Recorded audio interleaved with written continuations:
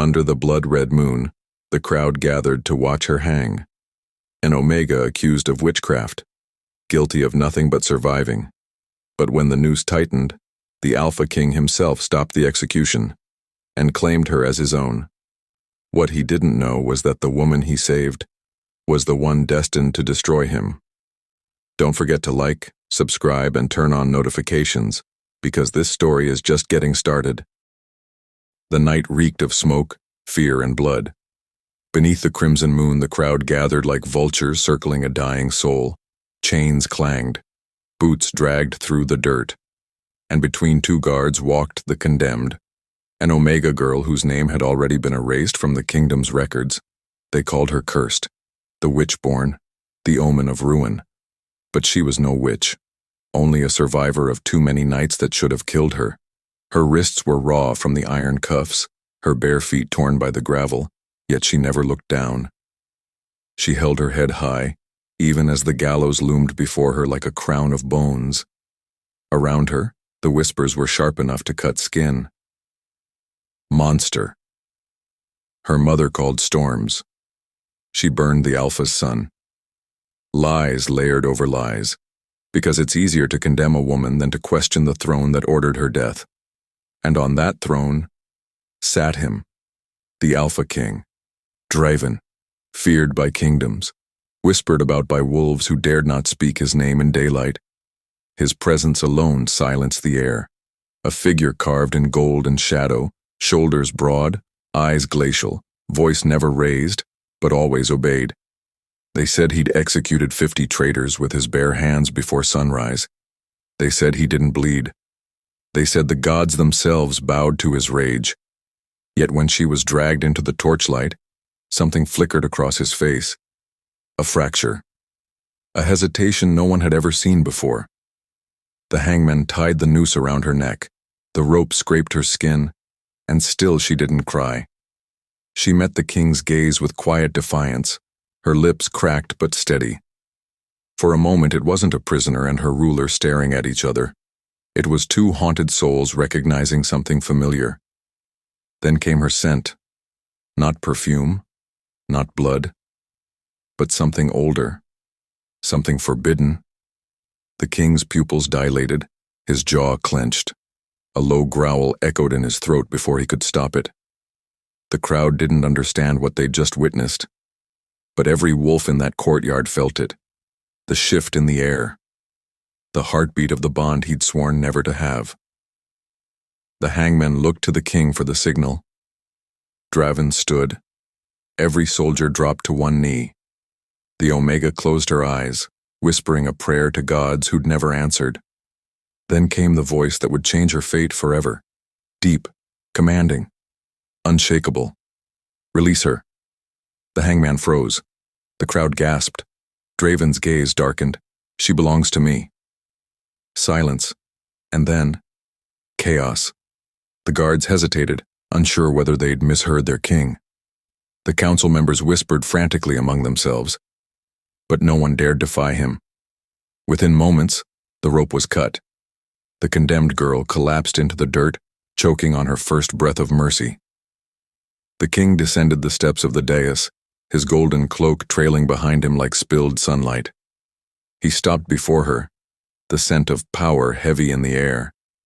She tried to stand, but he caught her chin between his gloved fingers and forced her to look up. Up close, his eyes were colder than the blade of execution. Gray shot with silver, the kind that saw everything and forgave nothing. He studied her face, the blood on her lip, the trembling in her breath. And for the first time in his reign, the Alpha King didn't know what he was feeling. "Your name?" he asked quietly. Her answer came out as a whisper. "They took it from me."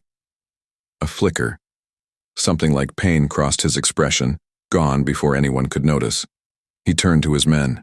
"Take her to the palace, the gallows are done for tonight." Gasps rippled through the onlookers. The condemned Omega had just been claimed by the most feared ruler in the realm. But as the guards dragged her away, her gaze lingered on the gallows, on the place where her life had been meant to end. And in that stare was something even the Alpha King could sense. It wasn't gratitude. It was a promise. because whatever mercy had saved her tonight would one day demand its price. And that was the night the bond was forged in blood, command, and defiance. Don't forget to like, subscribe, and turn on the notification bell, because what comes next will break every rule of love, loyalty, and survival in the Alpha's kingdom. The palace was not built for mercy.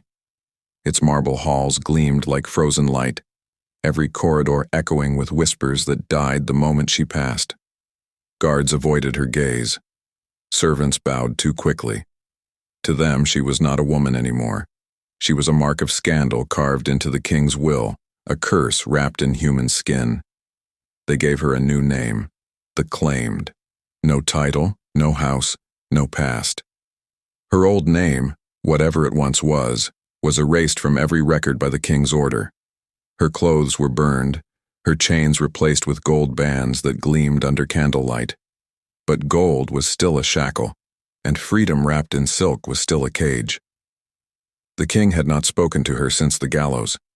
His silence was colder than any blade. From the balcony of her new chamber she could see the training grounds far below, the wolves bowing before their alpha, every movement sharp and disciplined. His power was absolute. Yet when he turned, even from that distance, she could feel his eyes searching for her. Draven told himself it was control. It wasn't. Something about her presence pulled at the edges of his mind, like a song he couldn't unhear. He'd spent nights standing at his window, watching the moon sink into fog, remembering the way she had stared at him on the scaffold. Not with fear, but with something dangerously close to pity. The scent of her skin had embedded itself into his memory, clawing its way into his sleep. He began to dream. Always the same. The gallows. The crowd. Her eyes meeting his as the rope tightened. Each time he reached out, and each time the dream ended with his hand covered in blood that wasn't his. In the day he buried the unease beneath discipline. He trained, he ruled, he signed executions as he always had. But even the council noticed the shift, the hesitation before he ordered a death, the flicker of thought that never used to exist. When one of his generals dared to mention the Omega, Draven's gaze turned deadly and the man left the chamber without another word. The servants said she had bewitched him, that her curse had slipped into his veins through the air itself, that no man could face her eyes and stay untouched. The Queen Mother whispered warnings of dark magic. The priests demanded her execution be completed to cleanse the throne.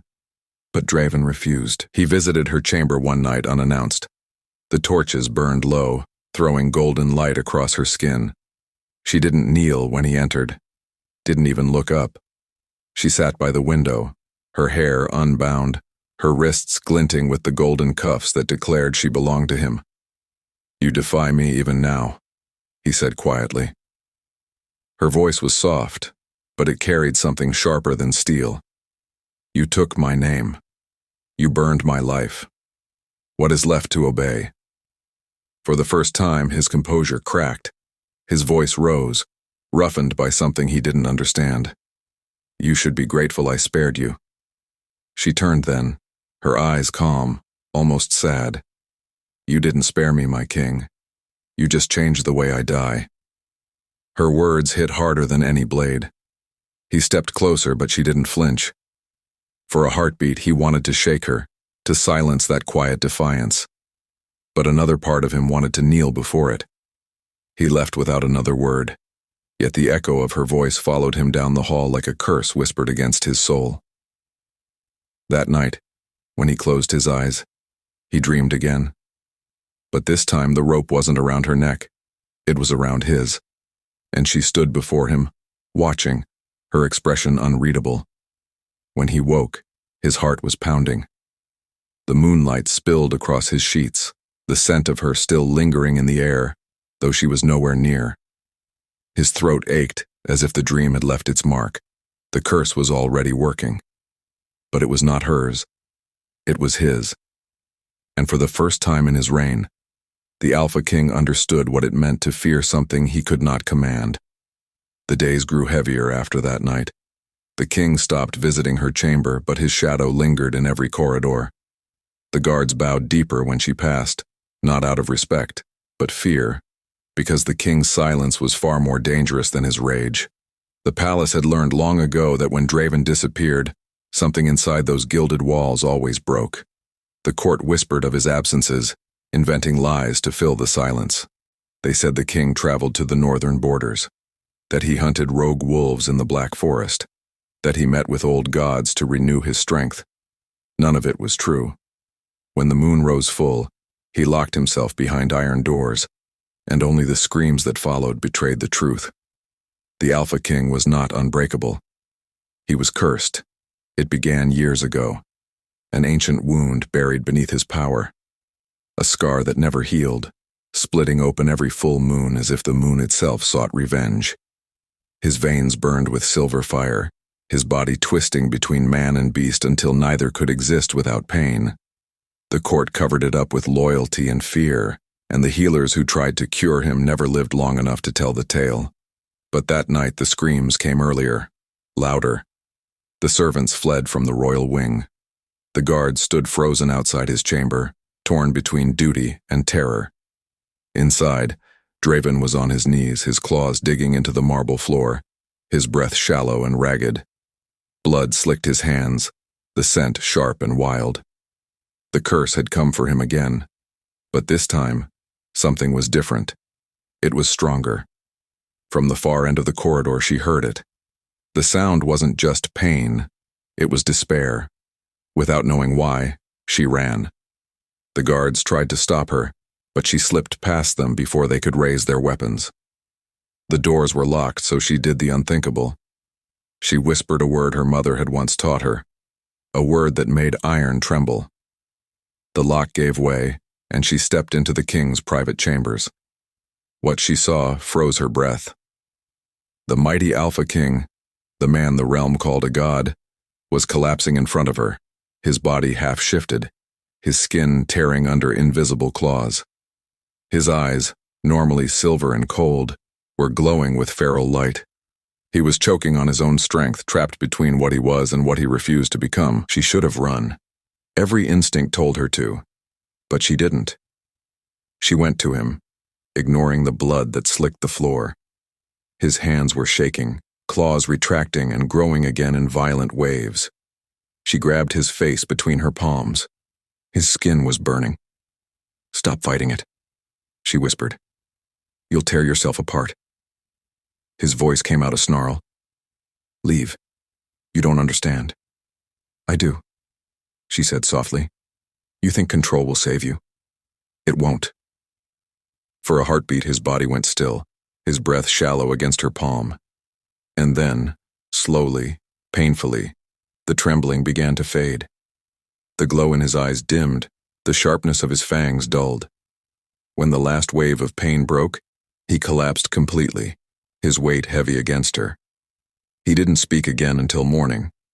When he woke, sunlight filtered through the curtains, painting his room in gold. He found her sitting near the bed, half asleep, her hand still resting near his arm as if she hadn't meant to fall. For a long moment he just watched her. No one had ever stayed. No one had ever touched him during the curse and lived.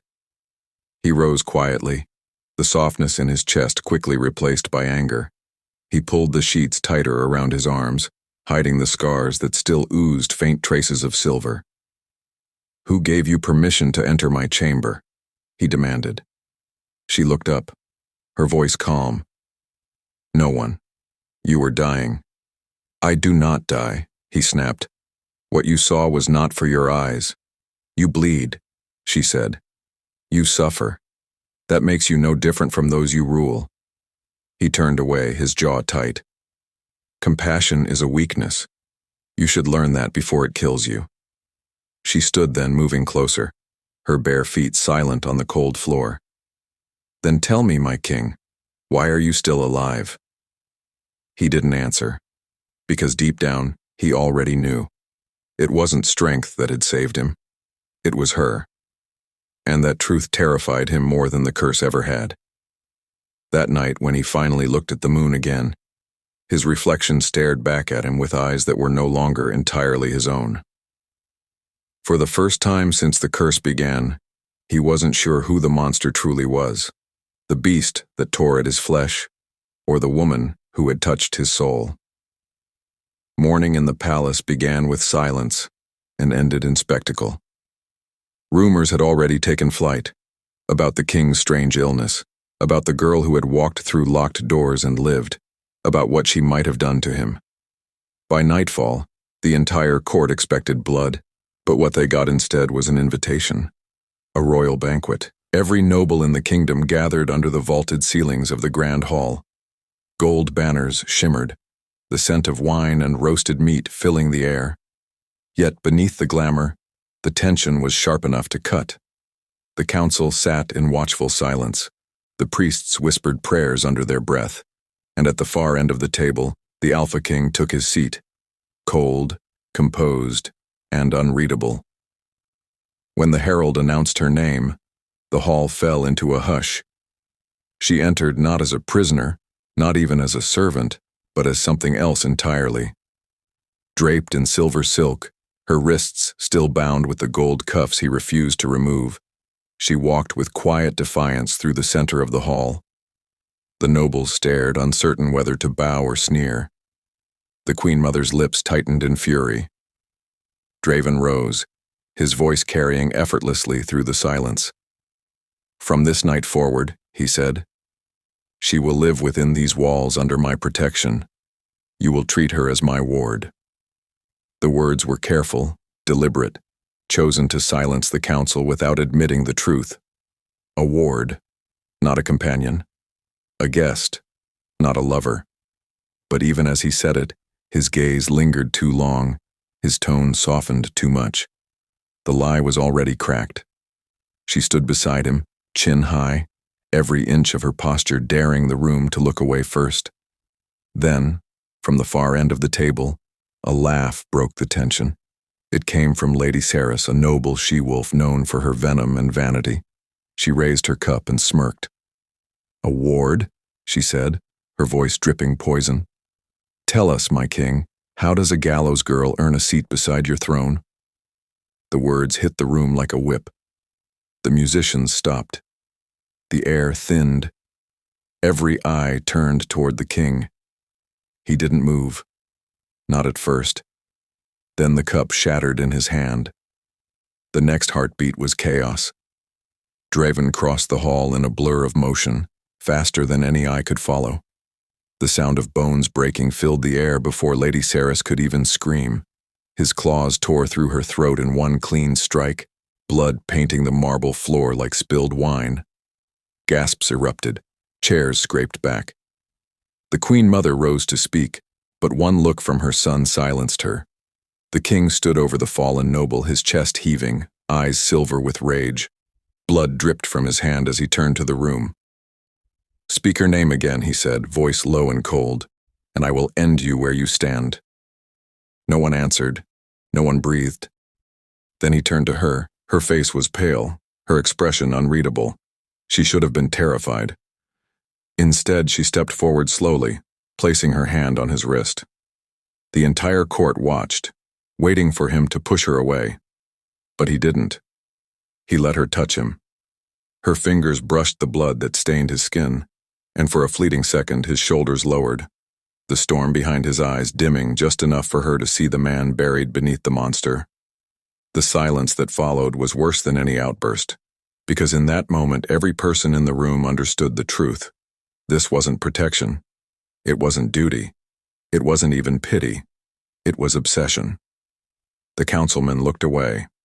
The nobles bowed their heads. The Queen Mother's expression twisted into something between fear and disgust. When the banquet ended, Draven dismissed the hall in one curt command. The courtiers scattered like frightened animals, their whispers chasing each other down the corridors. In the aftermath, the two of them were left alone in the vast echoing room. The scent of blood still lingered, faint and metallic.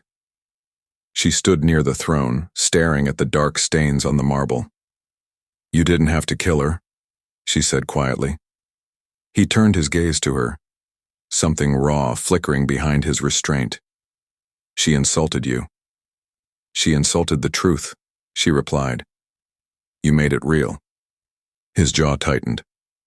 You think I care what they believe? I think you do, she said, because you didn't silence her for me. You did it because you couldn't bear to hear them speak the one thing you refused to admit. He took a step closer, then another. The air between them thinned. And what is that? She met his eyes. That you're losing control. The words hung between them, heavy and dangerous. For the first time, he didn't deny it. He simply stared at her, breathing hard, his voice barely more than a whisper when it came. You have no idea what you've done to me. Her answer was soft, almost pitying. Then learn what it feels like to be human. When she turned to leave, he didn't stop her. He only watched as the door closed behind her and realized too late that she was right. The beast in him obeyed no command, and the man was starting to listen to his heart. The palace had never been quieter. After the banquet, fear spread through the halls like smoke, creeping into every corner. No one spoke the king's name above a whisper. Servants moved like ghosts, avoiding her path, lowering their eyes when she passed. She could feel the weight of their stares, the way they bent their heads not in respect but in terror. Days turned into restless nights. The king didn't summon her again, though his presence lingered, heavy and unseen. Sometimes she thought she heard footsteps outside her door when the world slept, soft, deliberate, almost human. But when she opened it, there was nothing, only the still air and the faint scent of pine and steel. Then, one night, as she sat near the window, watching the mist coil over the courtyard, she heard a knock, barely a sound. When she opened the door, no one was there. Only a folded scrap of parchment lay at her feet, its edges torn and smeared with something dark. She picked it up and turned it over. The seal was broken, the wax cracked and flaking. Inside, written in shaky, fading ink, were 8 words. You are not the only one he saved from the noose. Her fingers tightened around the page. No signature, no mark. But a faint symbol had been drawn in blood at the bottom, a crescent moon intersected by 3 lines. It wasn't random. She knew that shape. She'd seen it burned into the gold cuff around her wrist. She waited until dawn before deciding what to do. The palace gates were guarded, but she knew of a narrow stairwell that led beneath the west tower. She'd seen it once when the guards dragged her through the halls. They thought she hadn't noticed. They were wrong. That night, she took a candle and descended the stairs, every creak of stone sounding like a scream in the silence. The air grew colder with each step, thick with the scent of rust and damp earth. When she reached the bottom, she saw rows of iron doors lining a long corridor. Behind them came the faint sounds of breathing, chains, and low murmurs that rose and fell like prayer. She lifted the candle, and then she saw it, etched into every door, burned into every arm that reached through the bars, the same mark. The crescent moon crossed by 3 lines. Her mark. Dozens of them. Men and women. Some old, some barely older than children. Eyes sunken, clothes tattered, skin marred with the same glowing brand that scarred her own flesh. The prisoner stared at her as if she were an apparition. One of them spoke, his voice brittle and rasping. You wear his claim. She stepped closer. Who are you? He laughed weakly. The forgotten, the saved, the cursed. His eyes flicked to her wrists. But you're not supposed to be here. You were never meant for the rope. What do you mean? She asked. The man looked at her for a long time, then whispered, He lied to you. Before she could question him, a faint sound echoed from the end of the hall, a door opening, then footsteps. She ducked into the shadows, extinguishing the candle with her breath. 2 guards passed, dragging another prisoner behind them. The man was barely conscious, his wrists bleeding, his chest marked with fresh symbols. The guards stopped at a cell across from her hiding place. One of them muttered, The king wants this one alive. Says he bears the same mark as the girl. She waited until they left before stepping out. The prisoner was slumped against the bars, blood pooling at his feet. When she crouched down, he lifted his head just enough for her to see his eyes, gray, like smoke before rain, and then he whispered her name. Not the claimed. Not the false name she'd been given. Her real one. The sound of it froze her heart. It was a name she hadn't heard since she was a child. A name that no one in this kingdom should have known. "How do you know that?" she asked, her voice barely audible. He smiled faintly, the corner of his mouth streaked with blood. "Because, my lady, you were born with it, before they burned your name from the records, before the king took your father's throne." She staggered back, her mind spinning. "My father? The true alpha," he rasped. "The one they hung before the new crown rose.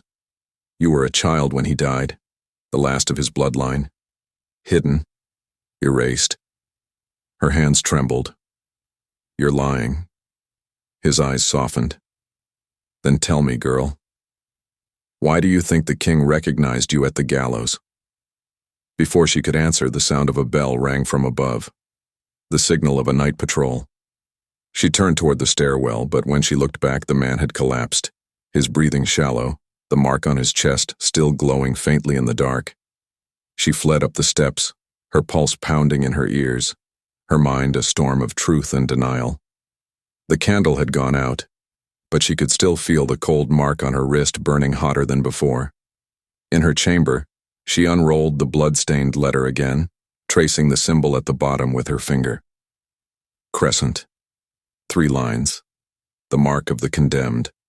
The mark of the royal blood. And as she stared into the darkness beyond her window, she realized something terrifying. The king hadn't saved her by chance. He had known exactly who she was. She didn't sleep that night. The name the prisoner had spoken kept echoing through her head like a whisper that refused to die. Each time she tried to push it away, it came back stronger, dragging memories she didn't know she had. A lullaby hummed in a soft voice. A woman's hand brushing her hair back from her face. The faint scent of herbs and smoke. And then, fire, screams, the sound of chains. When dawn came, she couldn't bear it any longer. She left her chamber before the guards could stop her and walked straight into the throne room. The king was already there, alone, seated on the dais, one arm resting against the carved lion of his throne. The morning light caught the edge of his crown, turning his silver eyes into mirrors. He didn't look surprised to see her. "I thought you'd come sooner," he said. She stopped at the foot of the stairs, her voice steady but cold. "You knew who I was." He said nothing. "You knew it that night at the gallows. You knew my name." "My father." "Why?" Draven rose slowly, the folds of his dark cloak trailing behind him like spilled ink. "Because lies are safer than truth, and truth can ruin a kingdom." "I'm not afraid of truth," she said. "You should be." She stepped closer, defiant. "Then say it. What am I to you?" He stared at her for a long moment, his jaw tightening, the silence between them heavy with things unspoken. Then he descended the stairs, each step deliberate, measured. When he stopped in front of her, the distance between them vanished. "Your mother," he said quietly, "was the last witch of the old blood, the one who cursed my family." Her breath caught. "That's not possible. My mother was a healer." "She was both," he said. "She carried the gift that could mend flesh or tear it apart. Her curse was her mercy twisted into vengeance. When my father ordered her burned, she promised our line would never rule without suffering. Every alpha born from him has carried her mark, wounds that never close, hearts that cannot love without bleeding." She felt her knees weaken. "Then the curse that tears you apart every full moon was born of her blood," he finished. "And now it runs in yours." Her mind reeled. "You knew this and still saved me?" He took another step toward her, his voice low and dangerous. "Because you are the only one who can end it." Her pulse thundered. "By killing you?" He almost smiled, a sharp, humorless thing. "By binding to me." She shook her head. "You're mad." "No," he said. desperate. He drew a dagger from his belt, a slender blade etched with old runes that glowed faintly in the dim light. Blood calls to blood. You can break the curse, but not without cost. Our lives would become one. My pain would become yours. She stared at him in disbelief. You want to bind me to your suffering? I want to survive it, he said, and I won't let the gods decide which one of us burns. Before she could answer, he sliced the blade across his palm. Blood welled up, dark and bright. He held his hand out to her. Swear it, he said. Swear you'll never leave me. Her heart pounded. She wanted to turn away, to run. But something in his eyes, something raw and broken, held her there. She thought of the prisoners in the dungeon, of the mark burned into her wrist, of her mother's voice warning her never to trust a crown. Still, she reached out. Her fingers trembled as she took the blade and drew it across her own palm. The pain was sharp but fleeting. When their hands met, blood against blood, the runes on the dagger flared to life, binding red to red. The air shifted, the ground trembled. Power, ancient and alive, surged through her veins, rushing into him, then back again until she couldn't tell where she ended, and he began. For a moment, their hearts beat in unison. Then she saw it, images flashing behind her eyes. His childhood, the battlefield, his father's death, the curse searing through generations. His pain poured into her, burning, drowning, consuming. She gasped, trying to pull away, but his grip only tightened. When it finally broke, they both collapsed to their knees, panting. The dagger clattered to the floor, its light fading. He looked at her, blood running down his wrist, his voice hoarse. It's done. You can't leave me now. Not without tearing your soul apart. She stared at him, horror and fury colliding in her chest. You've bound me to you? I've bound us both, he said. If I die, you die. If you bleed, I bleed. It's the only way to survive the curse. She stood shaking, her voice trembling between rage and disbelief. You've chained me in gold, in name, and now in blood. Tell me, Draven, what's left for me to give? He met her eyes, and for once his answer was not cruel. It was quiet, honest. Everything. She turned and left him bleeding on the floor, but as she walked, she felt a pain rise in her chest, a sharp echo that wasn't hers. She stopped, clutching her heart, realizing the truth he'd spoken. Blood magic cut both ways. The king had sworn she would never escape him, but now neither could he. The days after the oath blurred into one long ache. She could feel him now, his emotions moving through her veins like a second pulse. When he was angry, her chest tightened. When he was in pain, her breath caught without reason. And when he dreamed, she felt the echo of his voice whispering her name in the dark. At first, she tried to ignore it. She stayed in her chamber, kept to the shadows, refused to see him. But the bond was relentless. Every attempt to shut him out only made the connection stronger, binding them tighter in invisible threads neither could cut. When the king was wounded in a sparring match, she woke from her sleep screaming, clutching her side, blood seeping through a wound that wasn't hers. The healers came running, terrified and confused. Word spread through the palace like wildfire, that the girl shared the king's pain, that the curse had taken a living form. He came to her that night, his arm still bandaged, his expression unreadable. She was sitting by the fire, the flicker of its light glinting off her gold cuffs. So it's true, she said quietly. I bleed when you do. He studied her face, his tone flat. You wanted freedom, now you share my chains. She looked up at him, anger burning through her fear. You call this survival? I call it consequence, he said. You wanted to know what it meant to be bound to a king. Now you do. She stood, her voice sharp. You could break this bond if you wished. I could, he admitted. But I won't. He stepped closer, the air thick between them. Every time you defy me, the curse burns hotter. Every time you hate me, it tears through my flesh. You want to fight me? Then understand this. You destroy me with every breath. She glared at him, refusing to look away. Good. He exhaled, something dark flickering in his eyes. Then perhaps I'll destroy you first. Before she could move, he caught her wrist, pulling her closer. The touch was electric, violent and desperate all at once. The bond flared, heat racing beneath their skin until it was hard to tell where pain ended and something else began. Her pulse matched his. Her heartbeat faltered when his did. "Let me go," she whispered. He didn't. "Say it again." "Let me go." But this time, her voice shook. Not from fear, but from the strange pull neither of them could deny. The power between them surged again, their blood answering some ancient call neither understood. She could feel his heartbeat through his palm, could see the flicker of torment behind his eyes. His control was cracking. Hers was gone. When he finally released her, the silence was unbearable. He turned away, breathing hard.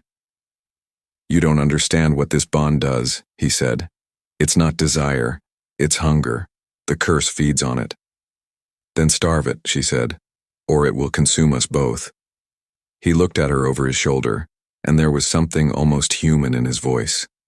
"It already is." That night she dreamt of him again, but this time she wasn't just watching. She was inside his dream. She saw him standing alone in the snow, the gallows rising behind him. The rope hung empty, and when he turned, his eyes were not silver, they were hers. She woke gasping, the taste of his fear still in her mouth. Across the palace the king woke too, his hands trembling, his chest tight with something that wasn't pain. The blood oath had become a mirror, reflecting every secret, every weakness. He sat in the dark, realizing the truth that terrified him most. He could command armies. He could silence gods. But he could not control her. And for the first time in his reign, the mighty Alpha King understood what it meant to be conquered. Yet even as he swore he would never let her break him, a darker thought took root. If she was his curse, then he would turn the curse into devotion. If he couldn't sever the bond, he would own it. And by owning it, he would own her.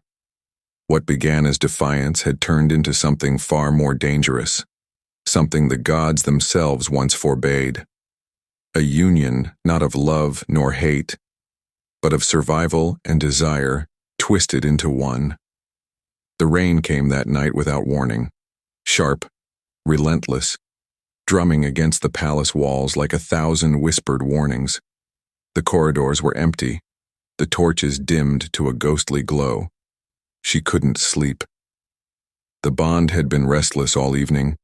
Every time she closed her eyes, she felt his heartbeat pounding in her chest, faster than usual, as if he were somewhere far away, fighting something.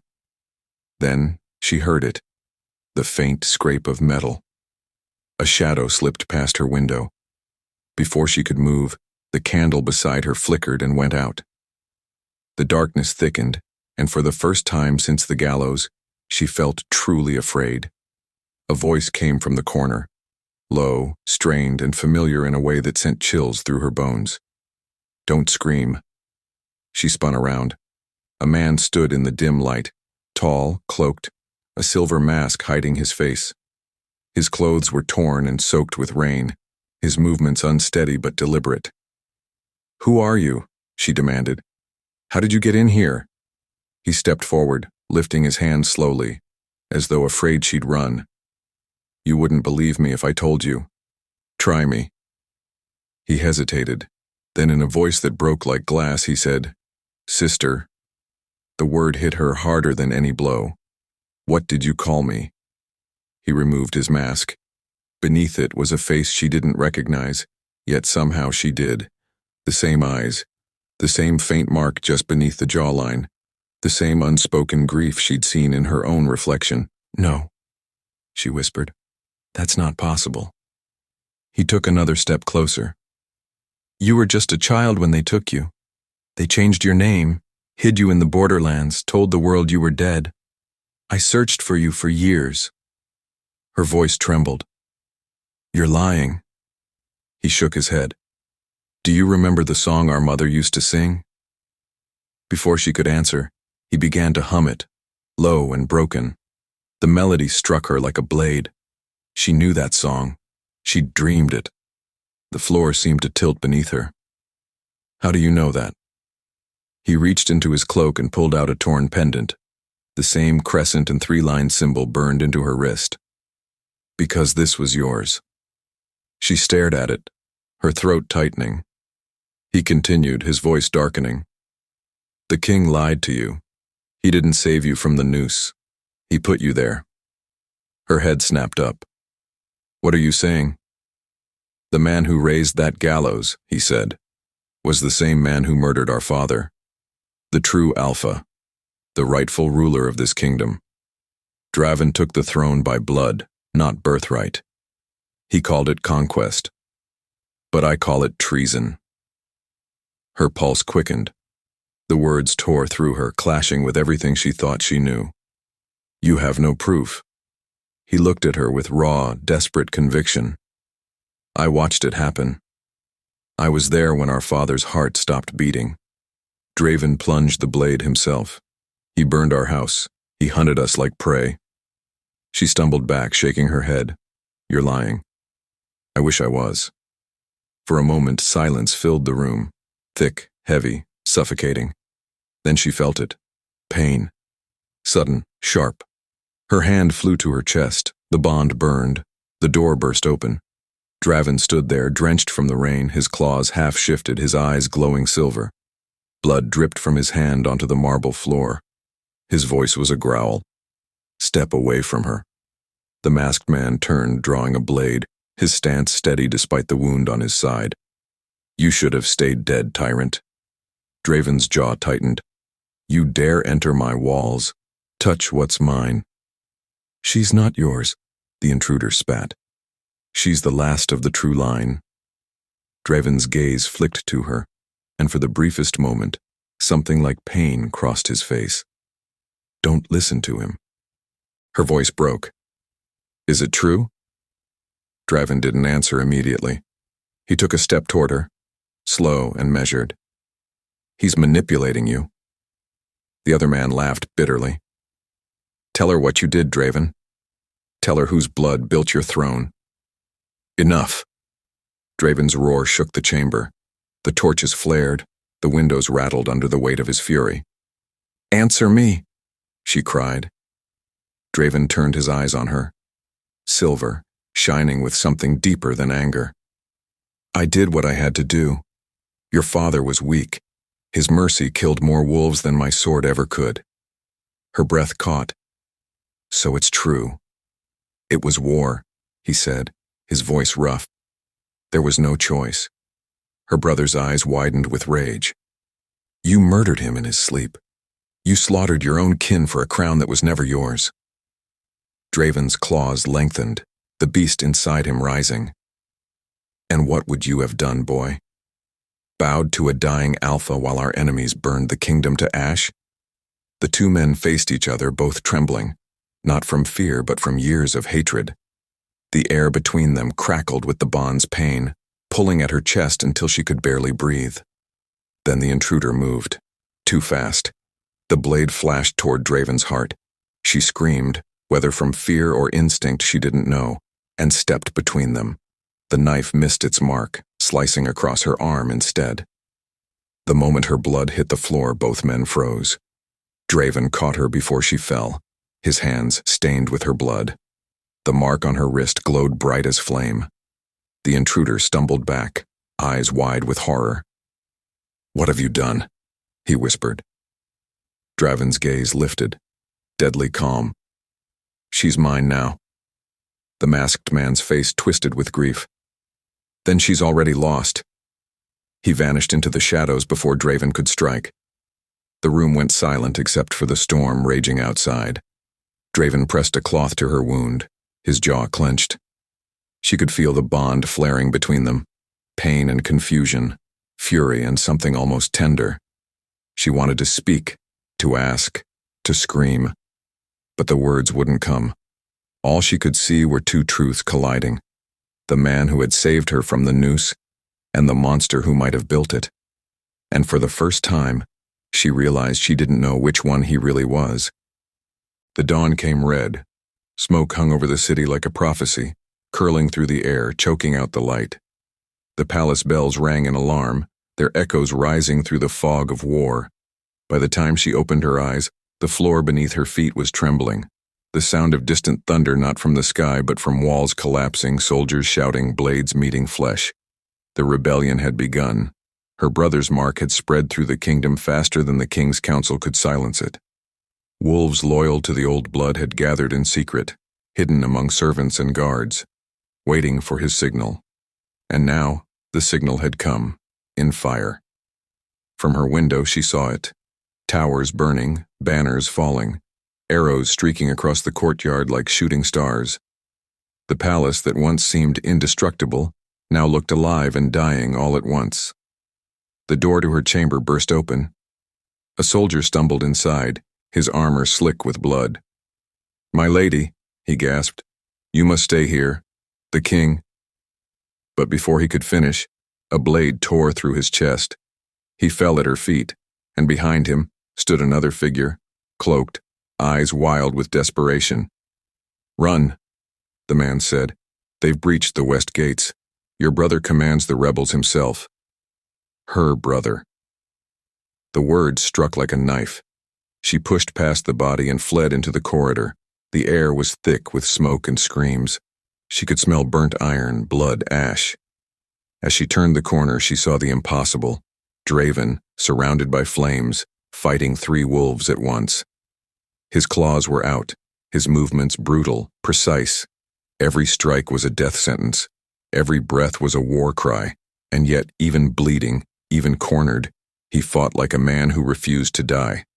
Her brother's men surged forward.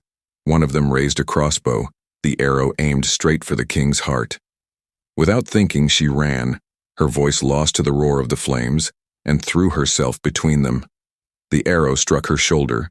Draven turned, eyes wide with shock, rage, and something else. Fear. He caught her before she hit the ground.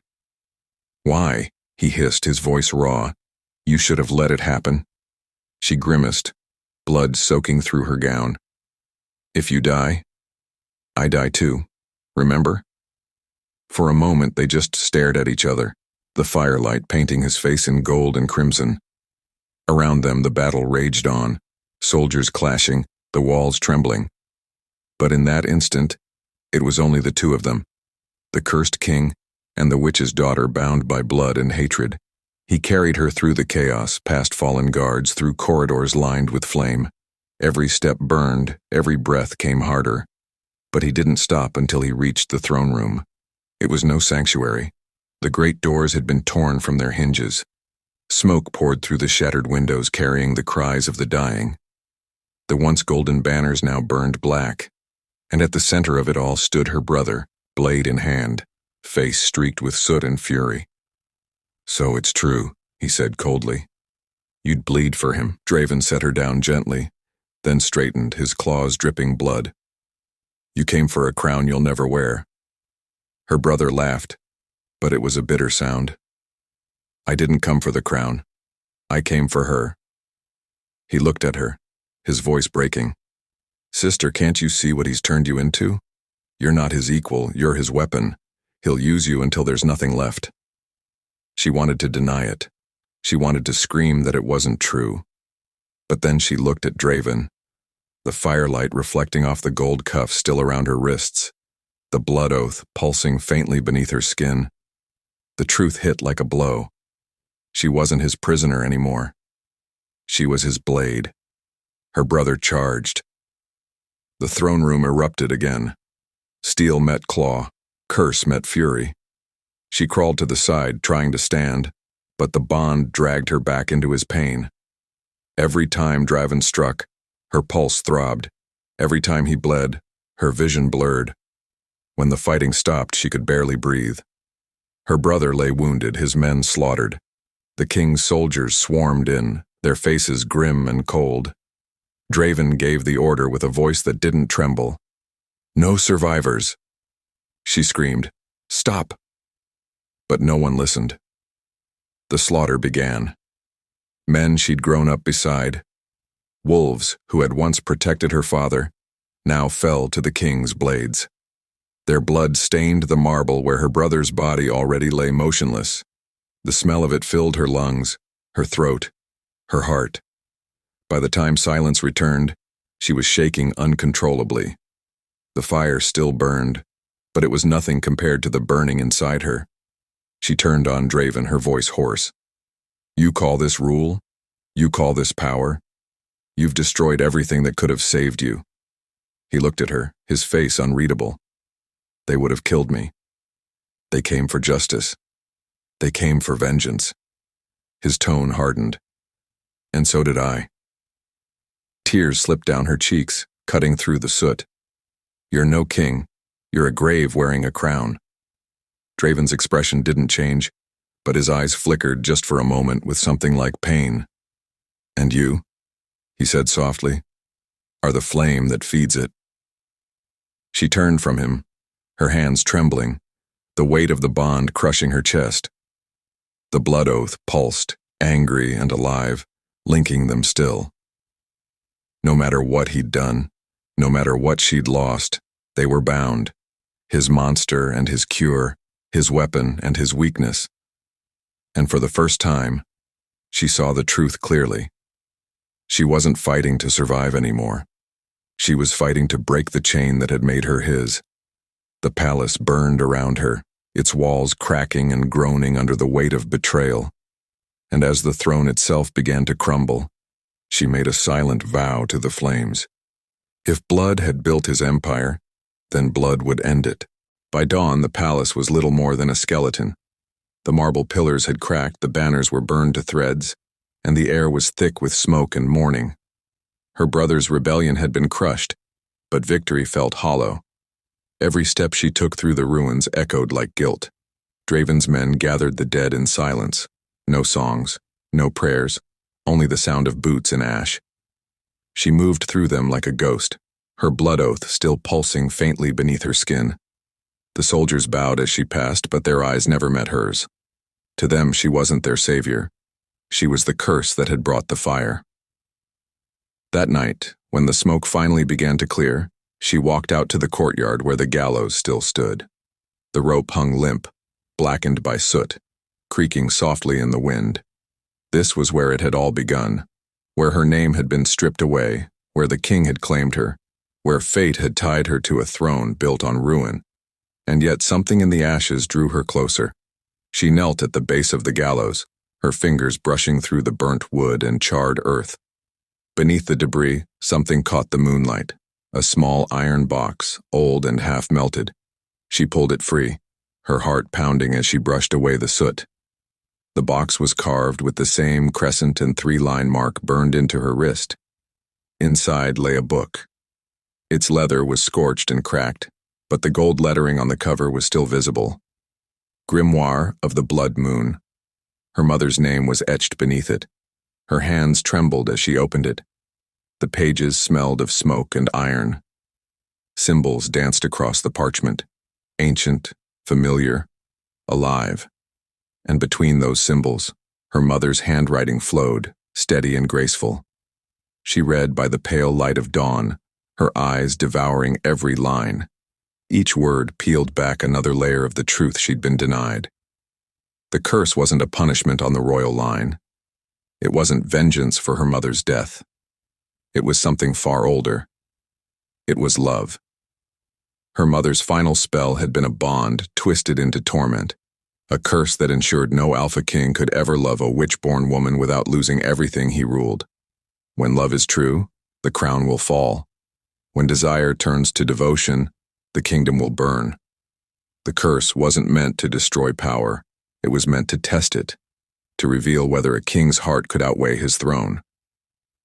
Her breath caught. Draven's suffering, his scars, the blood oath. It had never been random. It had all been building to this.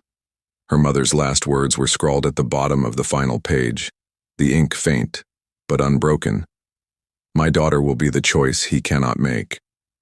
She closed the book, her pulse racing. The words sank into her bones like prophecy. She could end it. All of it. The curse, the blood oath, the bond, the throne. But the power to do so came with its own cost. To break the spell, she would have to spill the blood of the one she shared it with, his or hers. The grimoire gave no mercy, no loophole, only a cruel balance.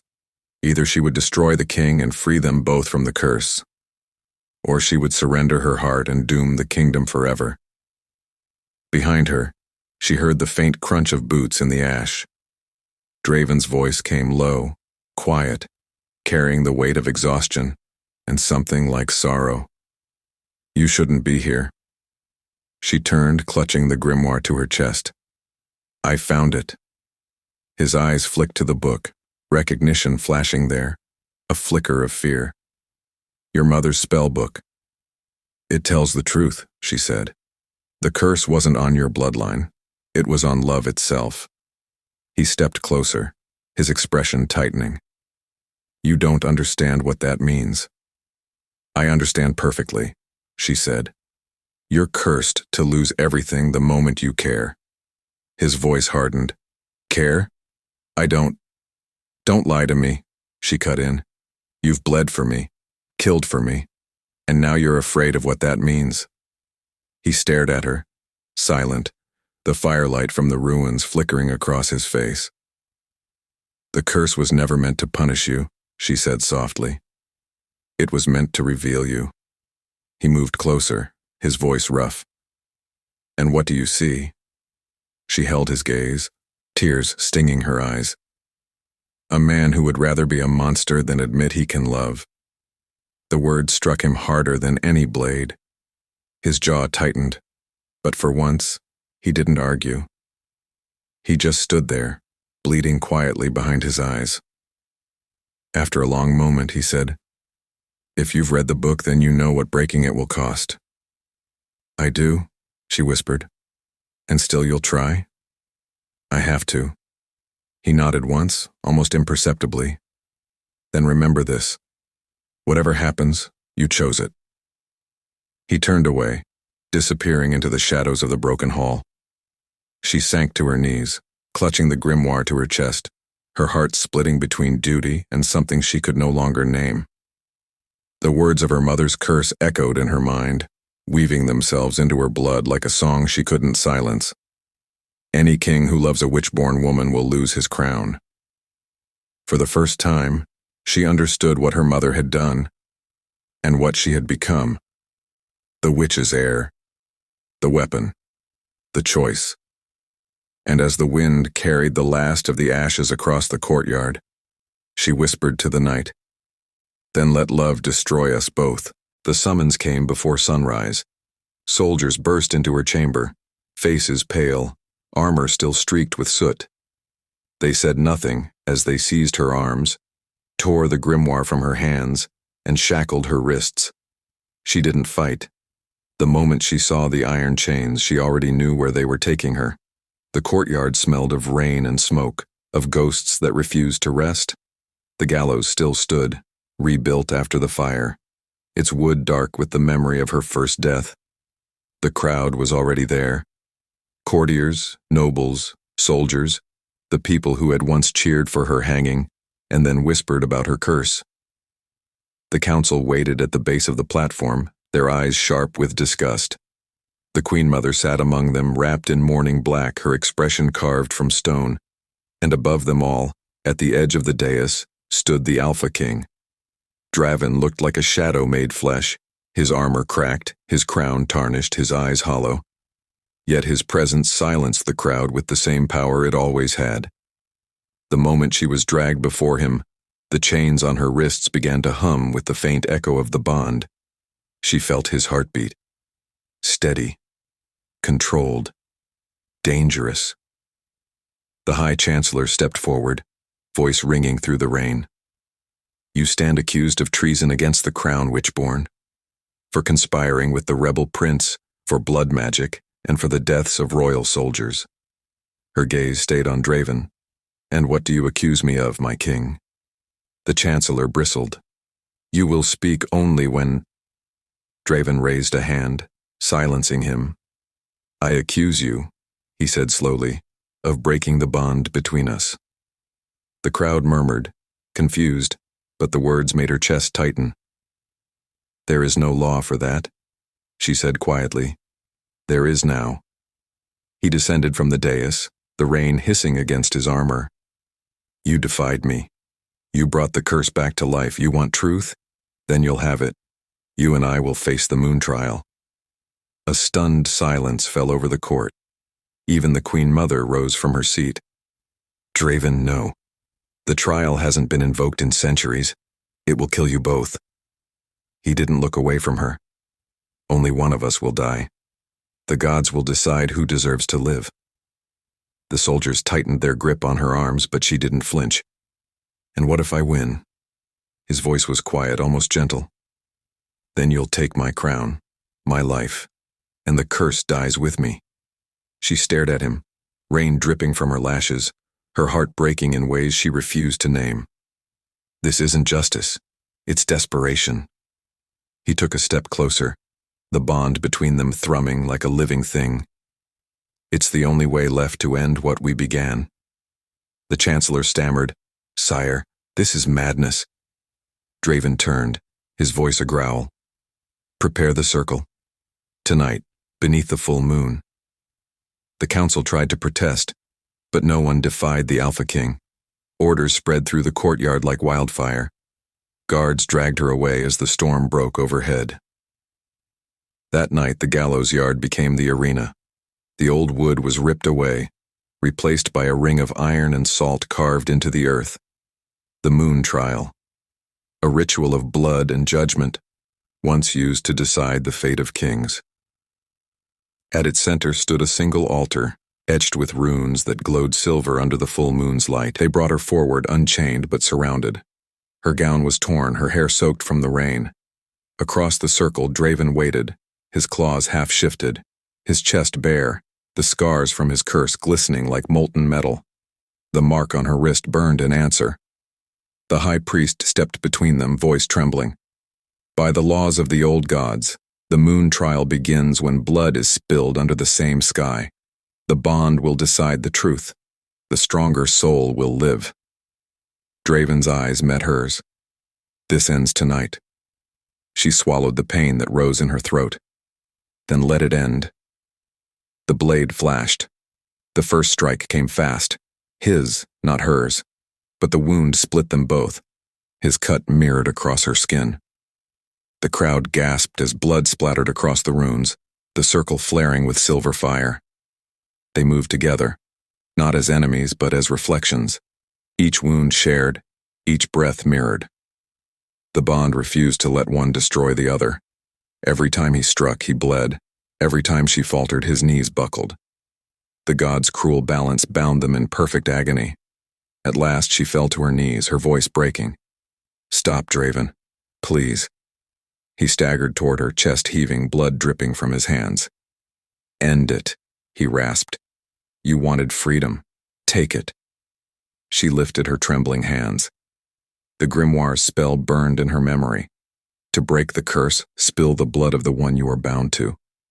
But as the moonlight caught his face, she saw it, the exhaustion, the sorrow, the truth that had always been hidden beneath the armor.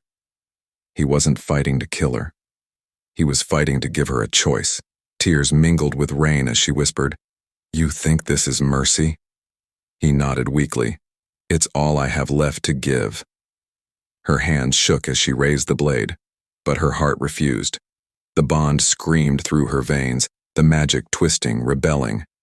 The circle's light dimmed, flickered, and then exploded outward in a wave of force that threw them both back. When the smoke cleared, she was on her knees again, the blade shattered beside her. The runes burned black. Draven lay only a few feet away, barely breathing. His crown had fallen beside him, bent and broken. The priest whispered, terrified. The trial is over. The gods have chosen. But she couldn't hear him. All she could see was Draven, blood pooling beneath him, his chest rising too slowly. She crawled to him, pressing her hand to the wound. The bond throbbed once more, weaker now, fading with every heartbeat. He looked up at her, voice faint. You could have taken everything. Her tears fell onto his skin. And become what you are. He smiled faintly. No, you'd have been something greater. His eyes closed, the last breath slipping past his lips. She felt it, the bond breaking, the curse unraveling like thread. For a moment, the pain vanished. The mark on her wrist turned cold. The air went still. Then the moonlight dimmed, and the world held its breath. The king was dead. The witch-born heir lived. But as she looked at the blood on her hands, she realized freedom had never felt so much like grief. The night after the trial should have ended everything. The moon still hung, swollen and red, over the ruins of the courtyard. The iron circle lay cracked, the runes burned out. The smell of rain and blood clung to the stones. She stood where he had fallen, her gown stiff with dried crimson, her fingers still shaking from what she'd done. The king's body had been carried away hours ago, though no one dared move his crown. It lay half buried in ash at her feet, glinting whenever the lightning flashed. Around her, the court whispered, "The curse is broken, the witch has won." But their voices sounded far away, hollow, as if the world had lost its shape. Freedom, that was the word they used. It tasted like iron in her mouth. When she finally returned to her chamber, she found the grimoire waiting on the table, its pages open to a single spell, one her mother had never finished. The blood reversal. The words pulsed faintly with her own heartbeat. She knew what it meant. The trial hadn't broken the curse, it had only twisted it. The bond still lived, thin and dying, tethering them both across whatever boundary separated life from death. If she didn't end it completely, his pain would poison the land and the kingdom would crumble with him. So she lit the candles, spread the pages wide, and began to read. Her voice was steady, but every syllable burned. The runes came alive, swirling around her in red light. The air thickened, pressing against her chest until her lungs ached. She felt the bond stir, weak, desperate, but still there, and she followed it. Through the spell, she saw him. Draven lay in the temple crypt, pale, breath shallow. The priests had tried to seal his wounds, but the curse still fed on what remained of him. His skin glowed faintly where the blood oath had been cut, the mark on his chest mirroring hers. She whispered the final line. The spell hit like a storm. The air split apart. Every candle went out. In the darkness, the bond screamed, a sound made of pain and memory and love twisted too tightly to survive. She felt it snap, a tearing deep in her chest that sent her to her knees. When she opened her eyes again, the connection was gone. The silence inside her head was absolute. And somewhere beneath the palace, the king's heart stopped beating. The ground shuddered. The palace groaned as if the earth itself mourned. Outside, thunder rolled, not from the sky, but from the city gates. The rebels had returned. Without the king's power to hold them back, the empire began to fracture. By dawn, fire touched every horizon. The council fled. The guards abandoned their posts. The people turned on one another in fear. She stood at the balcony and watched it all burn. The wind tore at her hair, carrying the sound of battle up from the streets. She could feel the emptiness where the bond had once been, a hollow place inside her chest that no victory could fill. She had wanted freedom. She had earned it with his blood. But freedom felt like exile. Below, the rebels surged through the palace gates. The same men who had once fought beside her brother now raised her banner. They called her queen, the witch's heir, the breaker of curses. She didn't answer them. Her gaze drifted toward the mountains, toward the temple crypt where his body lay. The grimoire rested heavy in her hands, its pages fluttering in the wind, whispering of unfinished spells. For a moment she thought she saw him again, just a flicker in the smoke, standing at the edge of the courtyard, watching her with the same unreadable eyes. The image vanished, but the ache remained. She closed the book, her voice barely a whisper. Be free, Draven, wherever you are. But as the sun rose over the burning city, she realized something the spell had not warned her of. When the bond shattered, it didn't only take his pain. It took his strength, his power, his life. And now that power lived in her. She could feel it under her skin, pulsing like a second heartbeat. The remnants of the curse, the echo of his soul, the price of her freedom. She turned away from the window as the rebels' cheers grew louder, her crownless head bent against the light. For the first time, she was free. But the air she breathed was filled with the taste of his dying breath. And somewhere deep within her, something of him still refused to die. The throne room no longer smelled of iron and cedar. Now it smelled of dust, blood, and dying roses, the perfume of an empire trying to remember how to breathe. The council had gathered in hushed ceremony, their robes black, their eyes heavy with uncertainty. The crown they placed before her was still stained from the fire that had claimed its last bearer. The realm needs a ruler, the High Chancellor had said. Until the king awakens, or is declared dead, you will serve as regent. She hadn't wanted it, but she didn't refuse. They placed the crown upon her head, and in that moment, the crowd bowed, not in loyalty, not in love, but in fear. She ruled not by right, but by survival, and everyone knew it. By day, she signed decrees and silenced dissent. The rebels who once called her savior now whispered her name with unease. The priests kept their distance. The nobles bowed deeper, but their eyes flickered with calculation. She could feel the empire unraveling beneath her fingertips, too vast to control, too fragile to heal. By night, she could not escape him. Sleep became a battlefield. Every time she closed her eyes, the bond stirred, faint but alive. She would see him standing in the smoke, the Alpha King, her curse and her ruin, his hand reaching for her through the flames. She'd wake, gasping, clutching her chest, the echo of his heartbeat pounding under her ribs. It wasn't just grief, it was presence. He was still here. Some nights, she heard his voice, a whisper threading through the silence. You can't break what was never yours to control. The healer said it was guilt, that her mind was trying to fill the space where the bond had been, but deep down, she knew they were wrong. Draven wasn't gone, not entirely. In the western wing, the king's body lay sealed within a silver chamber, guarded day and night. They said he was comatose, neither dead nor alive, his pulse faint, his body untouched by decay. The priest called it a divine punishment. The soldiers called it mercy. She called it torment.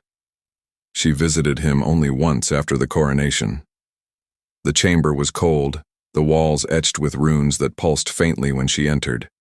He lay upon a marble slab, his skin pale, his chest barely rising. The scars across his body had faded to silver lines, the mark of their bond still faintly glowing against his heart. She stood over him for a long time, her hands trembling. I ended the curse, she whispered. You should be gone. But as she turned to leave, the mark on her wrist burned, sharp and sudden. She froze. The faintest sound broke the stillness, a heartbeat, distant but unmistakable. His. Her breath caught. The sound echoed through her veins, each pulse syncing with her own. She backed away, terrified not of the magic, but of what it meant. The blood oath hadn't died with the spell. It had changed. He wasn't just bound to her. He was inside her, his life feeding through hers like roots beneath the same soil. Every order she gave, every drop of strength she used to hold the empire together, drew from the same cursed well. She was living on his borrowed heartbeat. Days passed, weeks. The council grew restless. They demanded war against the last rebel strongholds, demanded executions, demanded she prove her power. She did, ruthlessly, efficiently, with the cold logic of a woman who could no longer afford mercy. They called her the Iron Regent, the Witch Queen, the Ghost Bride. But when the halls emptied and the torches burned low, she sat alone in the silence, one hand pressed to her chest, whispering the same question into the dark. Why won't you let me go? The bond never answered, but sometimes in the quiet before dawn, she swore she could feel his breath against her skin, the faint warmth of a ghost that refused to fade. And once, only once, she heard a voice, low, broken and achingly familiar, murmur from the shadows, because neither of us was ever meant to survive alone. She turned, heart pounding, but there was nothing, only the sound of the wind slipping through the cracks of the ruined palace. Still, that night, when she lay down to sleep, she didn't dream of fire. She dreamed of a heartbeat, two rhythms slowly becoming one.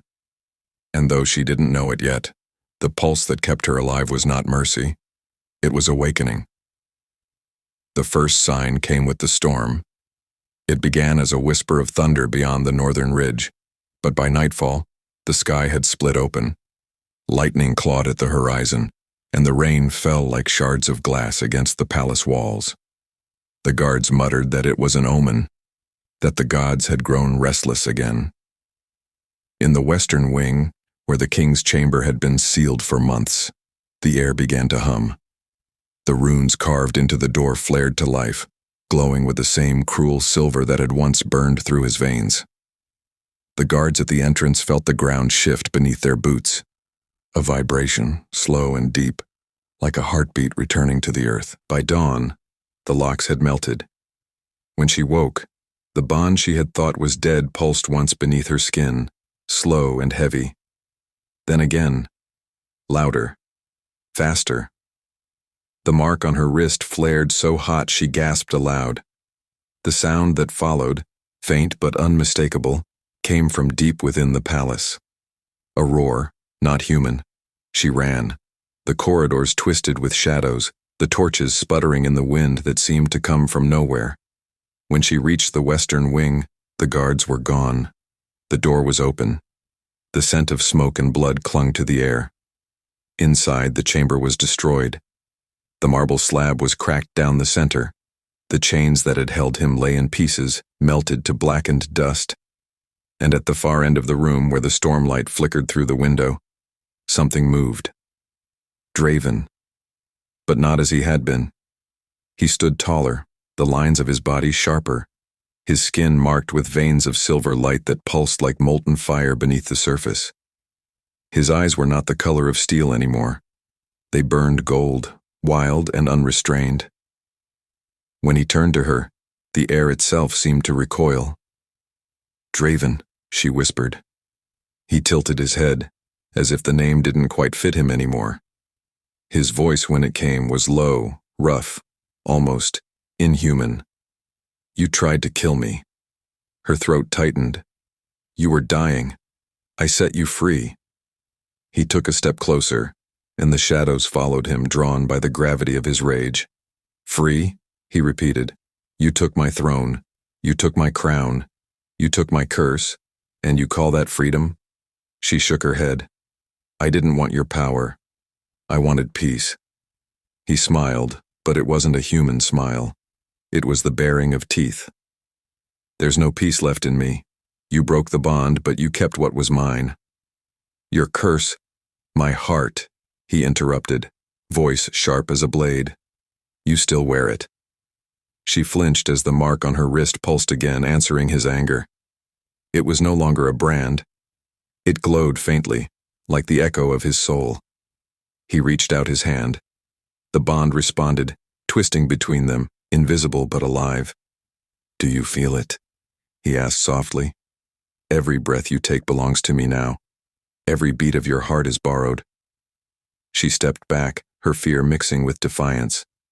Then take it back. He moved faster than thought.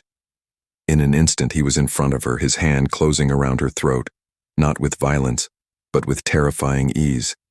His touch was ice and flame all at once. You wouldn't survive it, he murmured. You never do. Her eyes met his, and for a moment she saw something flicker there. Not rage, not hate, but sorrow buried too deep to name. Then it was gone. I loved you once, he said. But whatever love you gave me, you poisoned with mercy. So I'll show you mine." He released her, and she stumbled back, coughing, her pulse wild. He turned toward the window, where the gallows still loomed across the courtyard, rebuilt once more under the guise of justice. "That's where it ends," he said. "The place you were supposed to die. The place you'll die still. Draven." He looked back, eyes burning like the storm itself. "The gods won't take you from me again. If I can't rule this world, I'll burn it with you." The wind roared through the shattered chamber. She felt the pull of the bond rising again, dragging her toward him even as she tried to resist. She wanted to hate him, to scream, to fight. But beneath the fury, something in her heart still beat in time with his. As he vanished into the storm, the bond flared violently, a tether of power that refused to break. The palace trembled. The torches went out, and she understood, too late, that the curse had never been destroyed. It had only changed shape. Now it lived inside both of them. He had risen not as a man or a king, but as the shadow she had created. Vengeance made flesh, born of love, betrayal, and blood. And the gallows waited for them both, the same place where he had claimed her, the same place where she would face him, the same place where their story would finally end, or begin again in ruin. The storm did not end. It only grew quieter, heavier, like the sky itself was holding its breath for what had to come. The crimson moon hung low over the ruined palace, bleeding light across the stones. The city below was silent, its fires burned out, its people hiding from the omen they all felt, but could not name. She stood in the courtyard where the gallows waited. The same wood, the same rope, the same place where her life had almost ended, where his command had changed everything. Now the circle had closed. The bond, the curse, the blood, they had all led here. The wind carried the sound of footsteps through the ashes. Draven emerged from the shadows, his cloak torn, his face marked by battle, and something darker. The light of the moon painted his skin with silver veins, his eyes glowing faintly beneath the hood. He no longer looked like the man she once knew, nor the beast she feared. He was both, and neither. She didn't move as he approached. "It's fitting," he said, his voice rough, the edges cracked with exhaustion. "This is where we began." Her throat tightened. "And where we end."